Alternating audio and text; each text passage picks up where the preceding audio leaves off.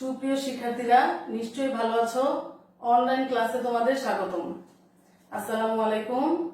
আমি শামিমা আক্তার, সিনিয়র শিক্ষক, Nawab Habibullah model school and college. আজকে আমি অষ্টম শ্রেণীর বাংলাদেশ ও বিশ্ব পরিচয় বিষয়ের দ্বাদশ অধ্যায় নিয়ে আলোচনা করব। দ্বাদশ অধ্যায়ের শিরোনামটি হচ্ছে বাংলাদেশের প্রাকৃতিক সম্পদ।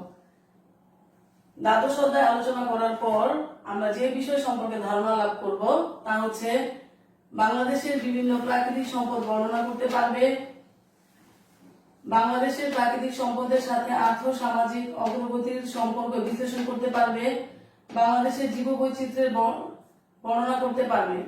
আমরা আজকে দ্বাদশ অধ্যায়ের পার্ট 1, পার্ট 2 এবং পার্ট 3 নিয়ে আলোচনা করব। পার্ট 1 এর বিষয়বস্তু হচ্ছে বাংলাদেশের বিভিন্ন প্রাকৃতিক সম্পদ, পার্ট 2 এর বিষয়বস্তু হচ্ছে আর্থ সামাজিক অগ্রগতিতে প্রাকৃতিক সম্পদের ভূমিকা, পার্ট 3 এর বিষয়বস্তু হচ্ছে বাংলাদেশের জীববৈচিত্র্য। প্রথমে আমরা পার্ট 1 নিয়ে আলোচনা করব। আমাদের দ্বাদশ অধ্যায়ের শিরোনামটি হচ্ছে বাংলাদেশের প্রাকৃতিক সম্পদ। তাহলে প্রথমে আমাদেরকে বুঝতে হবে প্রাকৃতিক সম্পদ কি। সাধারণত প্রকৃতি থেকে পাওয়া সব বস্তুকে প্রাকৃতিক সম্পদ বলা হয়। প্রাকৃতিক সম্পদ আমরা প্রকৃতি থেকে আহরণ করি। আমাদের বাংলাদেশে যে প্রাকৃতিক সম্পদগুলো রয়েছে এগুলোর মধ্যে উল্লেখযোগ্য গুলো হচ্ছে 1, মাটি। মাটি বাংলাদেশের অন্যতম মূল্যবান প্রাকৃতিক সম্পদ। আমাদের বাংলাদেশের মাটি উর্বর, আমাদের বাংলাদেশের ভূমি সমতল। এই উর্বর ভূমি কৃষির জন্য অনেক বেশি উপযোগী। আমাদের বাংলাদেশের মাটি উর্বর থাকার কারণে এদেশে প্রচুর পরিমাণ ফসল উৎপাদন হয়। 2, নদ নদী। আমাদের বাংলাদেশ নদীমাতৃক দেশ। এদেশে অসংখ্য ছোট বড় নদ নদী রয়েছে এবং এদেশের নদ নদীতে রয়েছে প্রচুর মাছ। 3, খনিজ সম্পদ। আমাদের বাংলাদেশের মাটির নিচে রয়েছে মূল্যবান খনিজ সম্পদ। এদেশের উন্নতিতে অগ্রগতিতে খনিজ সম্পদের ভূমিকা অপরিসীম। এদেশের খনিজ সম্পদগুলোর মধ্যে কয়লা, গ্যাস, চুনাপাথর, সিলিকা বালি অন্যতম। 4, বনজ সম্পদ। বনজ সম্পদ বাংলাদেশের অন্যতম মূল্যবান প্রাকৃতিক সম্পদ। আমাদের বাংলাদেশের 24,938 বর্গ কিলোমিটার জুড়ে রয়েছে বনজ সম্পদ। এদেশের ভূপ্রকৃতির 10 ভাগ রয়েছে বন। এদেশের বনে রয়েছে প্রচুর মূল্যবান গাছপালা, রয়েছে পশু পাখি। 5, মৎস্য সম্পদ।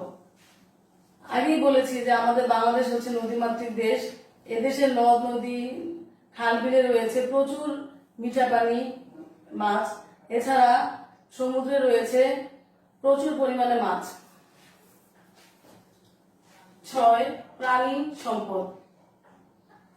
আমাদের বাংলাদেশের হাঁস, মুরগি, গরু, ছাগল, বিভিন্ন গবাদি পশু রয়েছে। এগুলো আমাদের বিভিন্ন প্রয়োজন মেটায় এবং কৃষিতেও গুরুত্বপূর্ণ ভূমিকা পালন করে। সমুদ্র সম্পদ। আমাদের বাংলাদেশের দক্ষিণ দিক জুড়ে রয়েছে বঙ্গোপসাগর। এই সমুদ্র তীর ঘেঁষে তৈরি হয়েছে চট্টগ্রাম, মংলা, পায়রা বন্দর। আমরা এখন আলোচনা করব পার্ট 2 নিয়ে।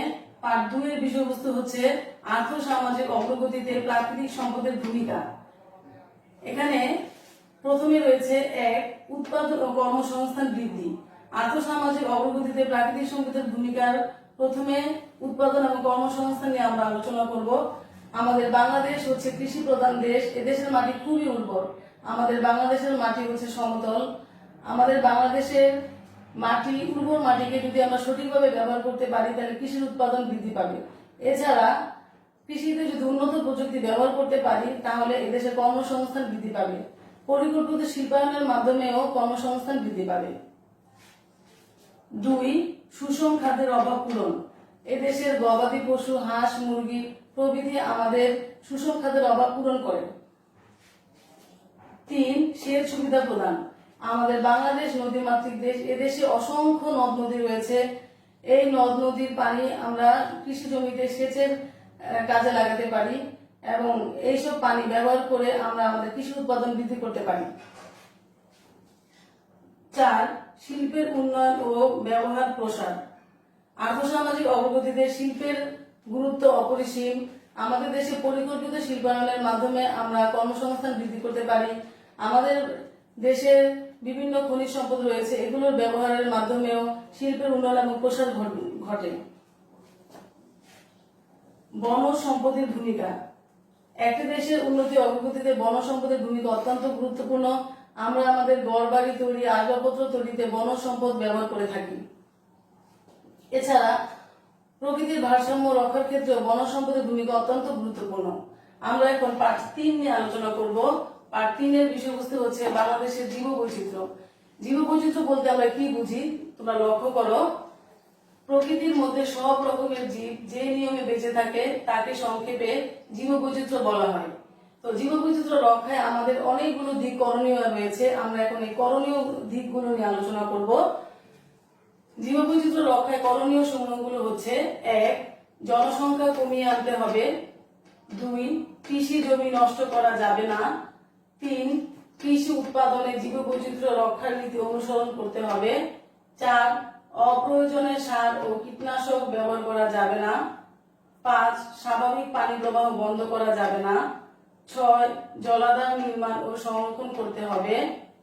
7. রাসায়নিক দ্রব্য ব্যবহারের নিয়ম মেনে চলতে হবে। 8. খনিজ সম্পদ ব্যবহারে প্রাকৃতিক নিয়ম মানতে হবে।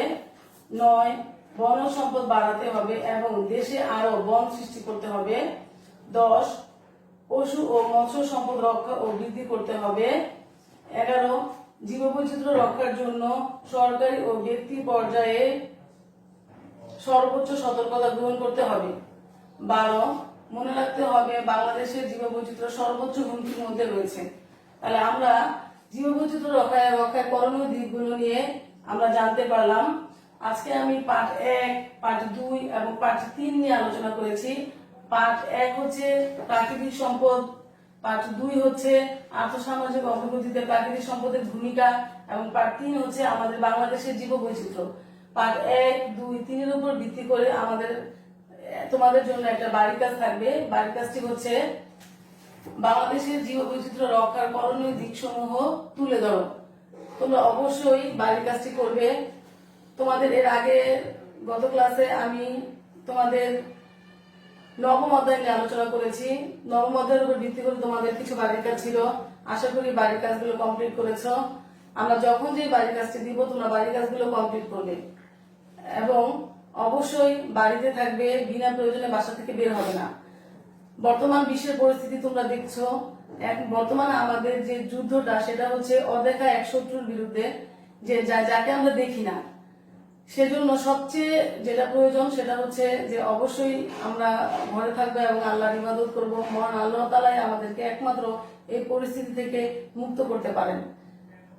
সেজন্য আমরা ঘরে থাকবো, আল্লাহর ইবাদত করব এবং সচেতন থাকবো। তোমরা ঘরে থাকবে, স্বাস্থ্যের প্রতি যত্ন নিবে এবং সুন্দর মতো পড়াশোনা করবে। আজকে আর নয়। আল্লাহ হাফেজ।